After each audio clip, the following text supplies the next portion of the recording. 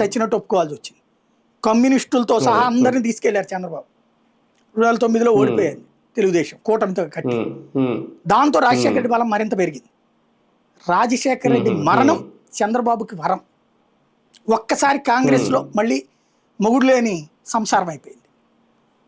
అలాంటి సందర్భంలో వాళ్ళు ఏం చేయాలో అర్థం కాని టైంలో రోసయ్య, కిరణ్ కుమార్ రెడ్డి లాంటి ప్రయోగాలు జరిగినాయి. అప్పటికి చంద్రబాబు గ్రిప్ రాల. 2014లో ఓటమి, కాంగ్రెస్ ఓటమి అన్నటువంటిది కాంగ్రెస్ అల్లకల్లోలం అయిపోయింది. 2014లో చంద్రబాబు నాయుడు గెలవటం కాంగ్రెస్ పార్టీని ఇంకా ఆయన సీరియస్గా తీసుకోవాలి.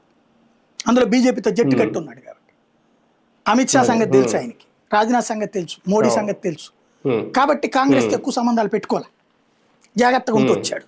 అయితే 2018 ఎప్పుడైతే బీజేపీతో విభేదించాడో అప్పుడు గుజరాత్లోనే బీజేపీ ఓడిపోతుంది, మధ్యప్రదేశ్, రాజస్థాన్, ఛత్తీస్గఢ్ ఓడిపోయింది.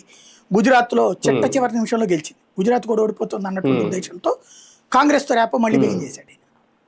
ఆ బిగిన్ చేసిన పర్యవసానమే బీజేపీతో విభేదం, బీజేపీని దెబ్బతీయాలన్న ప్రయత్నం.